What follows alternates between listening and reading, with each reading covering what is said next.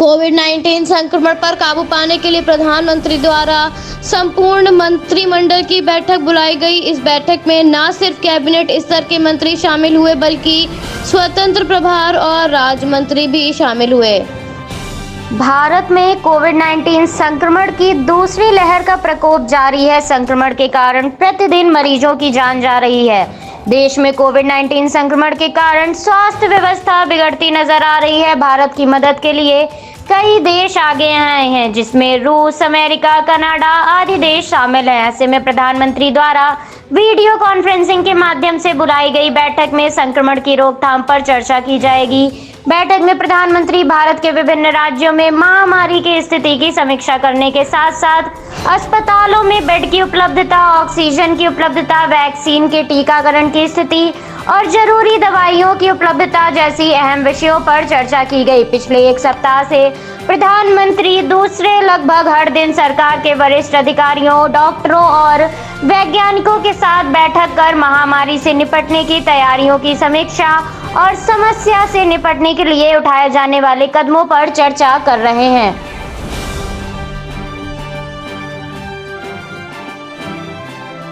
राहुल गांधी ने इस संकट की घड़ी में कहा, इलाज की कमी के चलते अपने प्रियजन को खो रहे देशवासियों के प्रति मेरी संवेदना है। इस त्रासदी में आप अकेले नहीं हैं। देश के हर राज्य से प्रार्थना व सहानुभूति आपके साथ है। साथ हैं तो आस है। राहुल गांधी ने केंद्र सरकार पर पहले निशाना साधते हुए कहा था, जो भरा नहीं है भावों से, जो दर्द सुनने को तैयार नहीं, वह हृदय नहीं पत्थर है। जिस सिस्टम को जन से प्यार नहीं। राहुल गांधी के साथ साथ रणदीप सुरजेवाला ने भी केंद्र पर निशाना साधते हुए कहा, पोस्ट कार्ड की आज की कड़ी में देखिए, जो कहते थे मोदी है तो मुमकिन है, अब वही कह रहे हैं कि मोदी है तो मातम है। आंसू तमाशा शहर की आंखों में है, मगर हकीम बता रहे हैं कि सब ठीक ठाक है।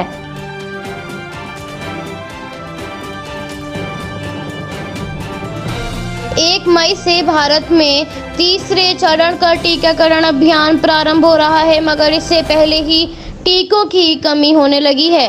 टीकों की इतनी कमी हो गई है कि ग्रेटर मुंबई म्युनिसिपल कॉरपोरेशन को 3 दिनों के लिए कोरोना वैक्सीनेशन अभियान पर टीके की कमी के कारण रोक लगाने का फैसला लेना पड़ा है।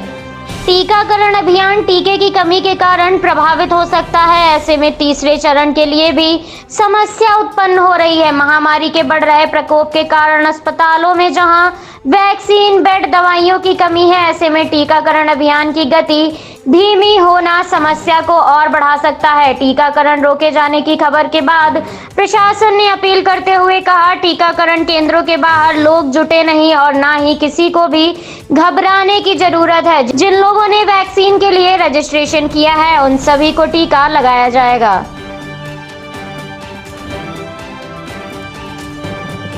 कोविड-19 संक्रमण अपने चरम पर है। ऐसे में अस्पतालों में दवाइयों की किल्लत होने के साथ ही इनकी कालाबाजारी भी शुरू हो गई है। दिल्ली पुलिस ने नकली रेमडेसिविर बनाने वाले गिरोह का पर्दाफाश किया है। ये गिरोह उत्तराखंड के हरिद्वार, रुड़की और कोटद्वार में अवैध फैक्ट्रियों में नकली रेमडेसिविर का उत्पादन करता था। भारत में रेमडेसिविर इंजेक्शन की अधिक मांग होने के कारण इसकी सर्वाधिक कालाबाजारी की जा रही है। ऐसे में राज्य सरकारें इसकी कालाबाजारी करने वालों के विरुद्ध सख्त कार्रवाई अपना रही हैं। पुलिस प्रशासन द्वारा इसे रोकने के लिए ठोस कदम उठाए जा रहे हैं। नकली इंजेक्शन बनाने वाले पकड़े गए गिरोह पर पुलिस ने बताया, ये लोग एक इंजेक्शन को 25,000 रुपए में बेचते थे। पुलिस ने आरोपियों के पास से रेमडेसिविर के 196 नकली इंजेक्शन बरामद किए हैं। आरोपियों ने पूछताछ में बताया कि वे अब तक कोरोना मरीजों को 2000 से अधिक रेमडेसिविर के नकली इंजेक्शन बेच चुके हैं। पुलिस आरोपियों से लगातार पूछताछ में जुटी हुई है।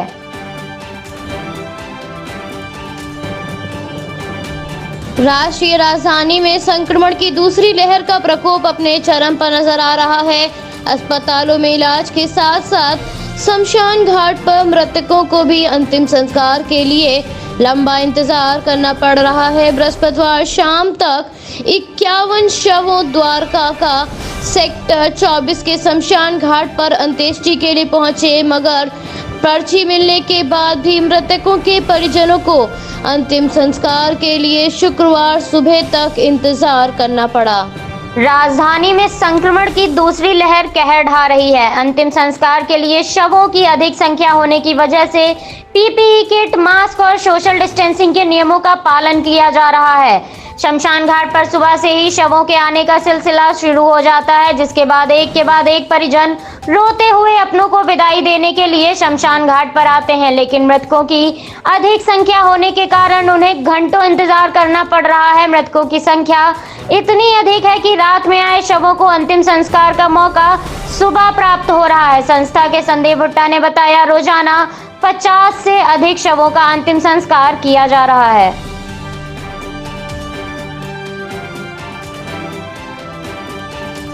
इलाहाबाद हाई कोर्ट की लखनऊ पीठ ने कोविड-19 संक्रमण से लोगों के बचाव व मौत पर मुआवजा देने के आग्रह वाली जनहित याचिका को सुनवाई लायक न होने के आधार पर खारिज कर दिया है। उत्तर प्रदेश की राजधानी में संक्रमण के कारण रोजाना लोग अपने परिजनों को खो रहे हैं। राजधानी लखनऊ संक्रमण से सबसे ज्यादा प्रभावित राज्यों की सूची में भी शामिल है। ऐसे में सरकार द्वारा उठाए जा रहे सारे कदम विफल होते नजर आ रहे हैं, जिसके बाद हाईकोर्ट ने सरकार द्वारा संक्रमण से निपटने की नीतियों को भी खारिज करते हुए नई नीति पेश करने के आदेश जारी किए हैं। इसके साथ ही मुआवजा देने वाली याचिका को सुनवाई के लायक न होने की बात कहते हुए हाईकोर्ट ने खारिज कर दिया। वीडियो कॉन्फ्रेंसिंग के माध्यम से हुई सुनवाई के बाद न्यायमूर्ति रमेश सिन्हा और न्यायमूर्ति राजीव सिंह की खंडपीठ ने कहा, याचिकाकर्ता पाल सिंह यादव अगर चाहें तो अपनी व्यवस्था को स्वयं संज्ञान वाली पीआईएल में अर्जी देकर राहत मांग सकते हैं।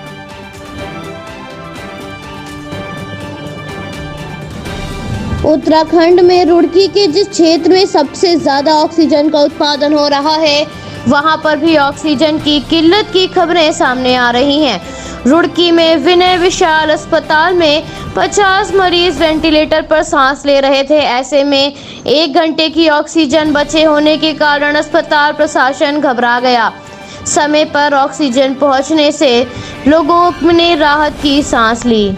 भारत के विभिन्न राज्यों में ऑक्सीजन की किल्लत से अस्पतालों में परेशानियां बढ़ गई हैं। ऐसे में रुड़की के विनय विशाल अस्पताल में भी 1 घंटे की ऑक्सीजन बची होने के साथ ही 50 मरीजों की जान संकट में आ गई थी, जिसके बाद ऑक्सीजन जब समय पर पहुंची तो अस्पताल प्रशासन ने राहत की सांस ली। अस्पताल में ऐसी स्थिति बन गई थी कि 3 ही ऑक्सीजन के सिलेंडर शेष रह गए। हालांकि इस बार प्रशासन से वार्ता के बाद किसी तरह अस्पताल को फिर से ऑक्सीजन मुहैया कराई गई है। अस्पताल के मालिक डॉक्टर विनय गुप्ता ने बताया, उनके अस्पताल को प्रतिदिन 400 ऑक्सीजन सिलेंडर की जरूरत पड़ती है।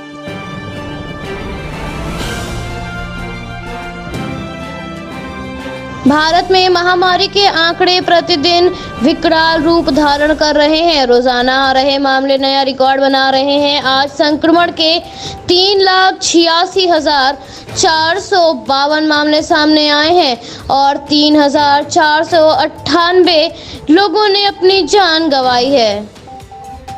आज भारत में ये 9वां दिन है जब महामारी के आंकड़े 3 लाख के ऊपर हैं। यदि इसी रफ्तार से भारत में मामले बढ़ते रहे तो वो 4 लाख का आंकड़ा भी जल्द ही पार हो जाएगा। संक्रमण से हो रही मौतों की संख्या में भी लगातार बढ़ोतरी हो रही है। इसी के साथ देश में संक्रमण की दर भी 21.2% पहुंच गई है। महाराष्ट्र में बृहस्पतिवार को कोरोना वायरस से संक्रमण के 66,159 नए मामले सामने आए और 771 मरीजों की मौत हो गई। महाराष्ट्र में संक्रमित लोगों की कुल संख्या बढ़कर 45,39,553 पहुंच गई है।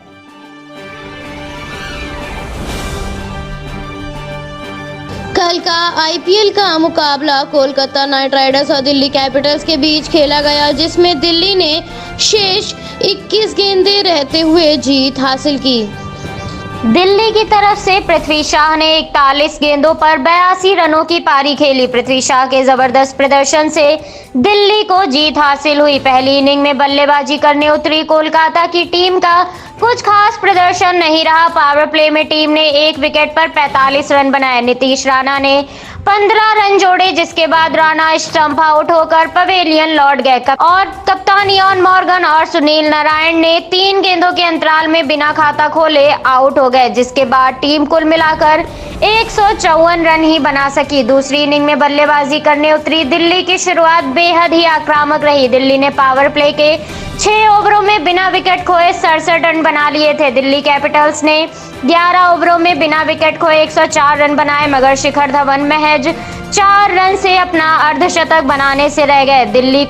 दिल्ली कैपिटल्स के पृथ्वी शॉ ने शिवम मावी के पहले ही ओवर में 6 चौके जड़े। पृथ्वी शॉ का 18 गेंदों पर अर्धशतक दिल्ली की ओर से दूसरा संयुक्त तेज अर्धशतक है। जबरदस्त प्रदर्शन करते हुए टीम ने शेष 21 गेंदों के रहते हुए मैच को अपने नाम कर लिया।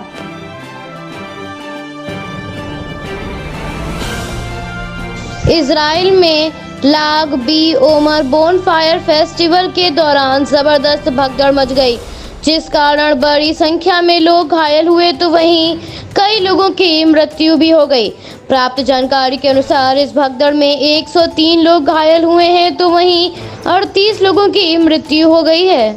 प्रधानमंत्री बेंजामिन नेतन्याहू ने इस घटना को बड़ी आपदा करार देते हुए कहा, हम इसकी बेहतरी के लिए काम कर रहे हैं। प्राप्त जानकारी के अनुसार माउंट मेरन में स्टेडियम की सीटें टूटकर गिर पड़ी, जिसके बाद लोगों में भगदड़ मच गई। भगदड़ में घायल हुए लोगों को अस्पताल पहुंचाने के लिए 6 हेलीकॉप्टर बुलाने पड़े। कोविड-19 महामारी के बाद माउंट मेरन में यह सबसे बड़ा समारोह आयोजित किया गया था। खतरे के बाद भी इसमें 10,000 से अधिक लोग शामिल होने के लिए पहुंचे थे। समारोह में भगदड़ मचने की सूचना मिलने पर एम्बुलेंस और इमरजेंसी वाहन मौके पर पहुंचे।